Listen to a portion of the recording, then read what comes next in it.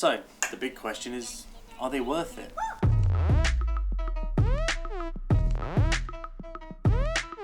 Hello and welcome to Off the Beaten Pot, bringing great food back to the great outdoors. My name is Tom, and if you're interested in upping your culinary outdoor game, then please consider subscribing to this channel. Today we are looking at the MSR Alpine Utensil set and chopping board or cutting board. These are made out of plastics. The business end, the black end, is made of a thermosetting plastic, so it can withstand high heats without just dripping apart in your hand. And there's a plastic grey handle scooped out in the middle to make extra light weight, and there's benefits to that handle being like this as well, which we'll go into a little later on the list. What I like about them we'll start with, and then we'll go on to what's not so good with a cheeky little overview. So the first positive on the list is that each thing is two things. So what do I mean by that? I mean that the spoon or the ladle, it also has measuring variants on the inside, so it's also can be useful for measuring out your ingredients. The spatula also has a knife on the side of it for cutting. And the strainer also is a cheese grater. So instead of buying 3 utensils, in effect you're buying 6. So the second positive is that they are pretty lightweight for what they are. I mean, they're plastic and they've got a skeleton handle to shed some of that weight, but they're really lightweight for the size of them. You'd expect them to weigh more potentially. Another positive is they're really easy to use wearing gloves, so there's no fiddle involved. You can open and close and use these really well using the thickest of mittens. So my fourth point is that they are pretty versatile. Of course, a spatula is a spatula and a strainer is a strainer, but like I said, they double up for 2 things, but they just allow you to go a little bit extra for cooking, and this is pretty useful, especially when you're cooking for other groups. The handles, because they're a skeleton, they're not solid, they're really, you can hang them. You can just hang them on branches or wherever you like. I'm not going to tell you a full list of where to hang stuff, but they can hang and keep them off the ground. Keep them nearby in sight. It's just a useful extra. Another thing I've put as a positive, they're not over-engineered for the sake of it. I mean, the clasp that allows them to fold and then click into place, it's not over-engineered. There's nothing that isn't needed that's going to break or fail. So I really like the simplicity of this clasp. So that's the good, and now moving on to the bad. Apologies for interrupting your video with this public service announcement. I just wanted to take some time out to say thank you very much for being here still. Thank you for all of my nearly now 3,000 subscribers. I also understand that most of you probably subscribe because you would like to see more recipes, and I would like to do more recipes, and I will do more recipes.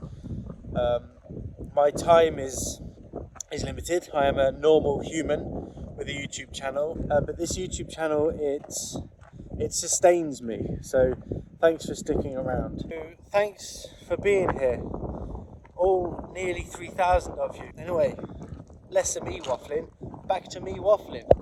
They feel kind of flimsy. The reality is they're not flimsy, they just feel flimsy, but that's part of the trade-off for having nothing that's not necessary on there and keeping the weight down.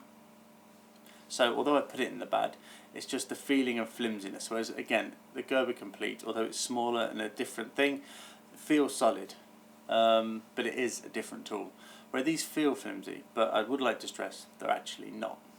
They're really well made. They are big for backpacking. I'm not going to lie, they're pretty long, they're pretty wide, and especially the spoon is quite deep. If you're going lightweight, but when I say lightweight, you like small, sleek backpacks. These are going to take up a reasonable amount of space within that backpack.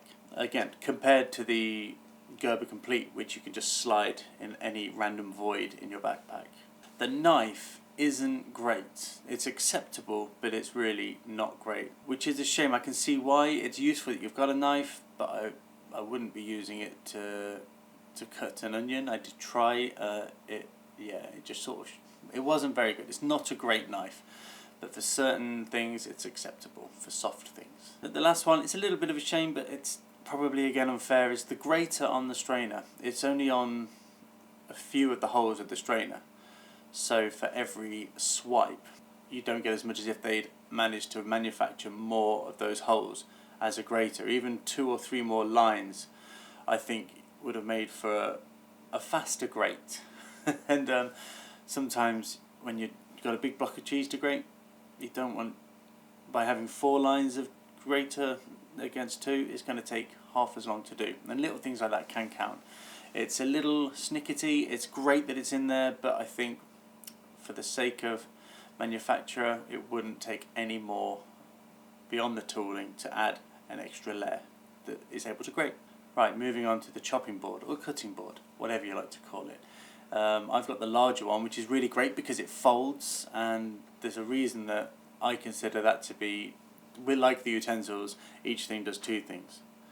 So if you're cutting big solid bits, then you have the hinge underneath, and you can got a larger space to work, and you can swipe that off into the pan with a knife. If you're doing more fiddly things, in like onion for example, then you can cut on one half of the chopping board with it turned upside down, with the hinge on the top. Be careful not to cut over the hinge, because over time that you can destroy it. But then you can fold it up and pour your food into the pan without spilling or wasting anything. It's made out of the same materials that commercial chopping boards are. They've made it a little bit thinner, so it's a little bit lighter. Even just little things, the shape of it is really nice. It can slip pretty much anywhere in your backpack and can really, really help whilst you're out and about. So, who's this for? Well, the short answer, anyone really. If it works for you, it works for you. So fill your boots or fill your bag and take it with you and enjoy the food it's going to help you create. But that said, I personally wouldn't take it on one of my shorter day hikes, my solo hikes, where I'm lightweight backpacking and covering a lot of ground. If I had a fixed pitch site and quite a few people to cook for, I would consider taking this. If there was 2 or more people to cook for, then these are going to be great. And if I can leave it in a tent while I go off exploring, then that's amazing. Or even if I had to carry it to the next base camp and feed more people, that's the kind of place I'd have this. So, the big question, are they worth it? Absolutely they're worth it. For the price point, they're really reasonable. Every item does 2 things. Even though they feel flimsy, they're really not. They're really well made. Nothing goes to waste, and MSR have done really well thinking this up. So, if you're in the position where you're looking at getting these things but you're not sure, I hope this little video has helped. I certainly like them, and I will be using them, and I will be doing a few recipes with them in the future. So subscribe to look out for them. Happy cooking. Any questions, leave them below. Cheers and God.